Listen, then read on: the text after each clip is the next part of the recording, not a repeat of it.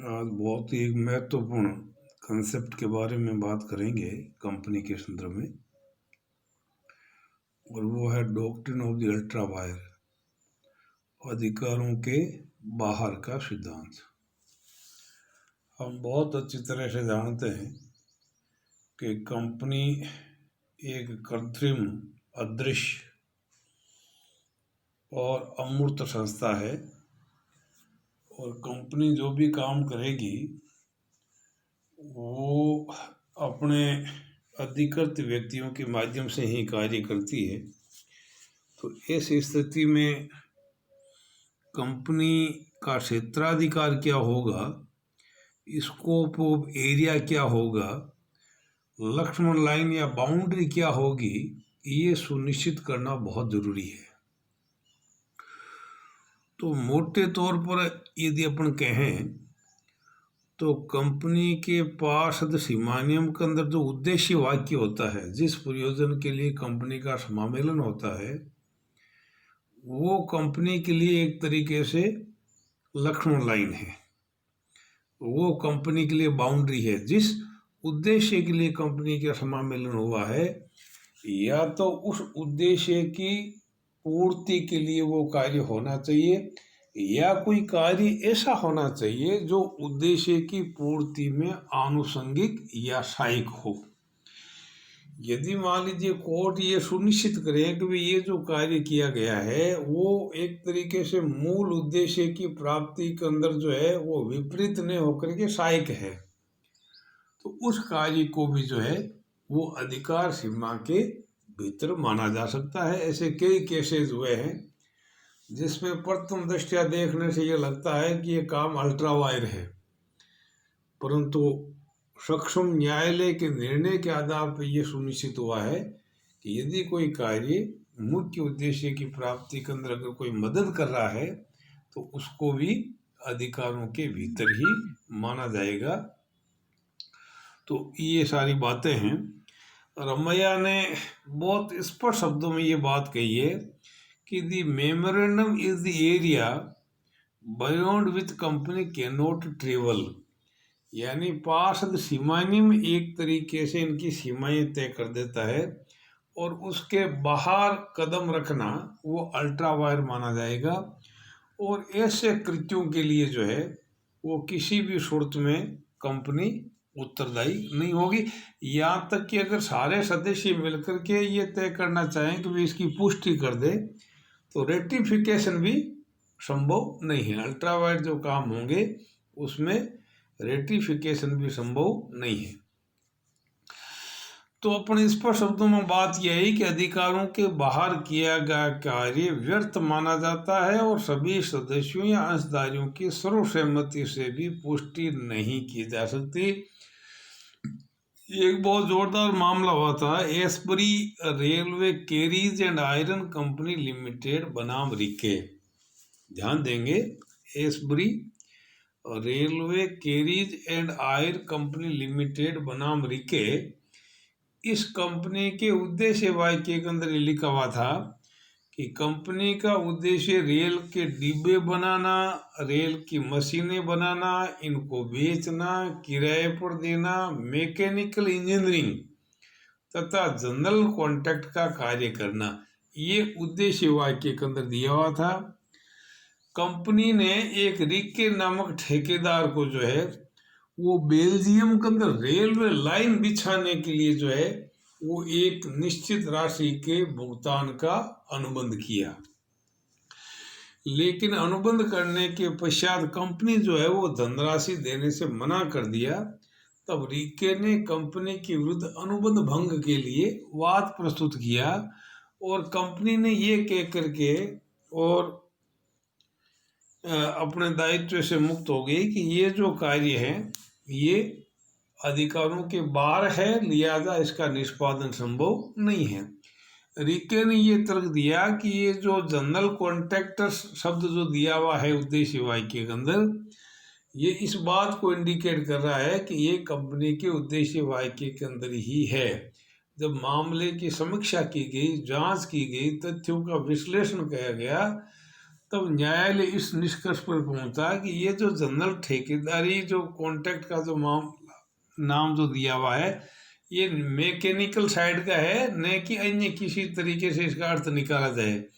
लिहाजा railway line बिछाना जो है वो कंपनी के उद्देश्य से बाहर है, इसलिए रिक के वो धनराशि प्राप्त करने का अधिकारी नहीं है। तो लॉर्ड केन्स ने जो है इस मामले का फैसला करते हुए कहा कि ये जो अनुबंध हुआ है ये टोटली व्यर्थ है और सभी सदस्य मिलकर के भी इस मामले की पुष्टि नहीं की जा सकती। तो निम्नलिखित 3 दशाएं इस प्रकार की है जिसके तहत किया गया जो कार्य है वो अधिकारों के बाहर माना जाएगा।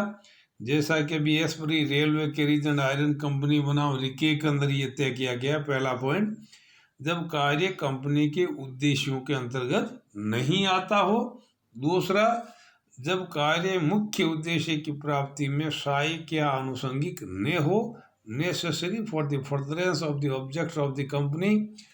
और तीसरा, कोई ऐसा घटना घटित हो जाए कि वो काम या उद्देश्य पूरा होना एक तरीके से इम्पॉसिबल हो जाए, कंपनी के उद्देश्यों को पूरा करना असंभव हो जाने के उपरांत भी कोई कार्य करना, जिस प्रयोजन के लिए समामेलन किया गया है वो कार्य उस काम के लिए समामेलन करवाना ही संभव नहीं हो, या इस तरह की कोई घटना घटित हो जाए कि उसका निष्पादन ही एक तरीके से असंभव हो जाए, तो ऐसे कार्य को करना जो है वो अल्ट्रावायर माना जाएगा और उन कार्यों के लिए कंपनी उत्तरदायी नहीं होगी।